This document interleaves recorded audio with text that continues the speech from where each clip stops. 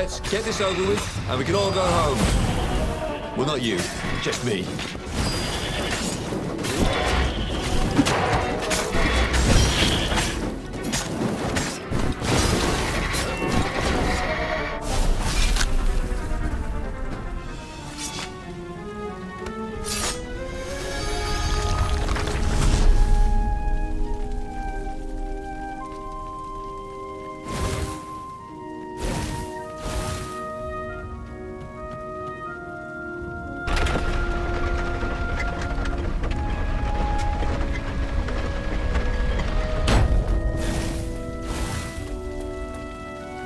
Gogglers.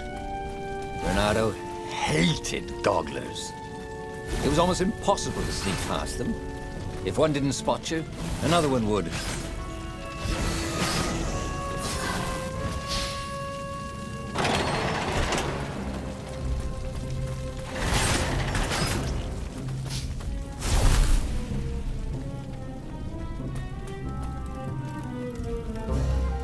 Bernardo was halfway to Zenobia's encampment when Lupino showed up.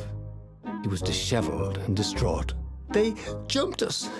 I barely got away. Oh, they got the core. Oh, it was all going according to plan, thought Bernardo. Now he just needed Zenobia on his side. Yes, that was even better. The Iblis Stone. Zenobia could get it. And then the Emperor would have to pursue them. Wait. No. The gem would corrupt anyone, even her. That's it, he thought. Even Lupino. Even though Lupino was already a traitor. It would turn him against his secret master, the Emperor. He would try to make himself Emperor. And the Emperor would have to defend himself with the core. Boom. He was a super genius.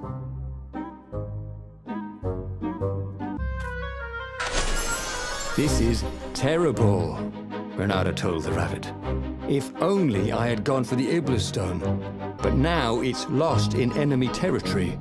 He handed Lupino a map. It gives the bearer so much power. We can only hope the Emperor never finds it. What was that? Said Lupino. I think someone's following us. I didn't hear anything. Rabbit ears. You go on ahead. I'll check it out. And with that, Lupino hopped off with the map.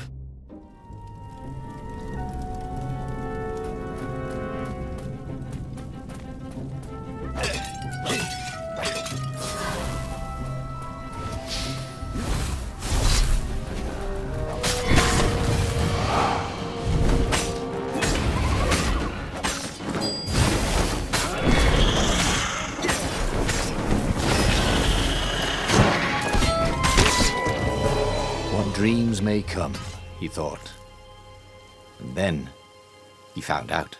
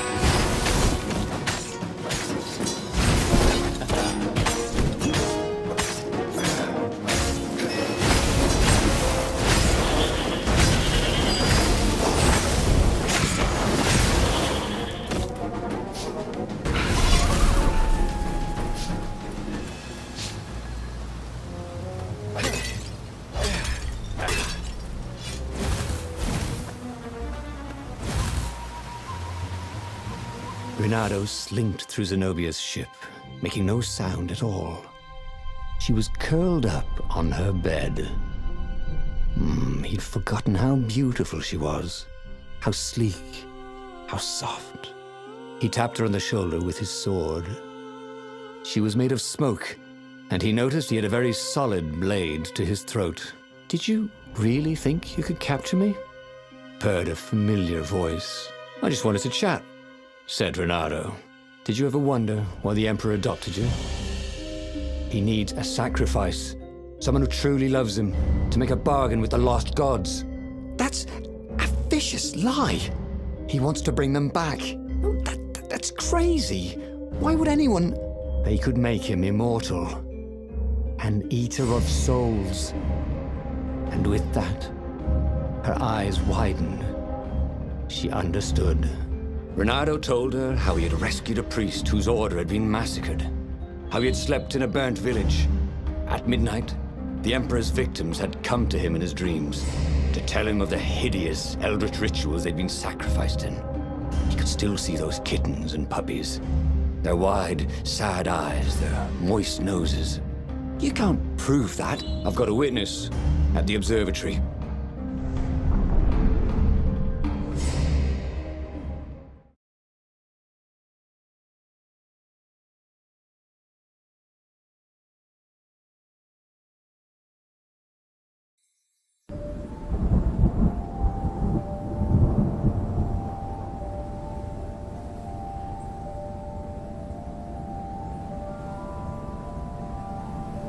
He couldn't tell her, not yet, why he was really here.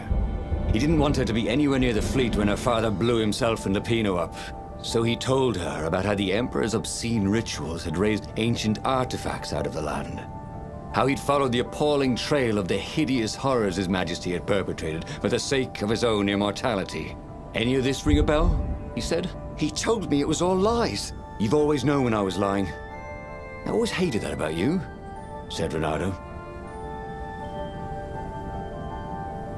The rebellion had started after atrocities that the Empire hushed up. Renato had rescued a priest whose order had been massacred for one book.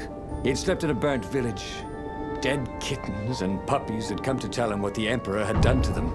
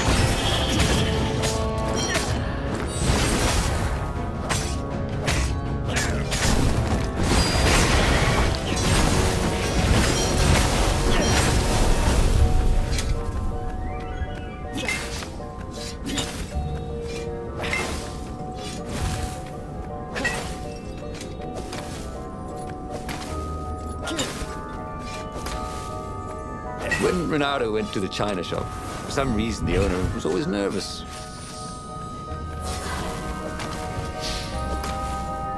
"Don't you think I'd know if my father started practicing black magic?" "Why?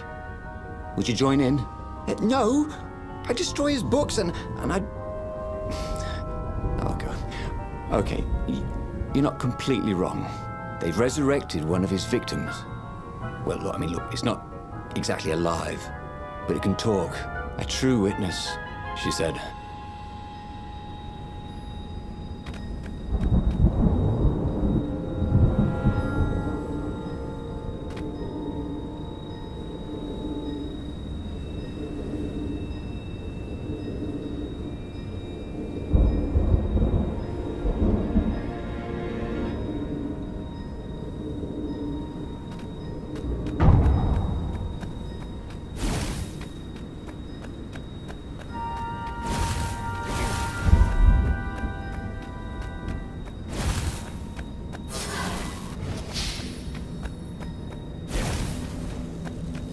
This was definitely better than pulling yourself up in a bucket.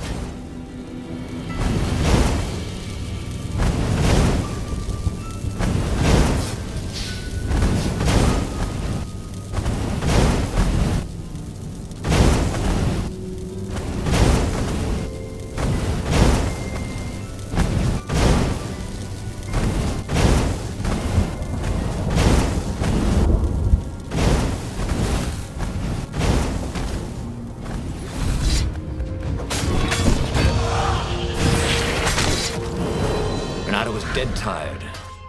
Then he was just dead.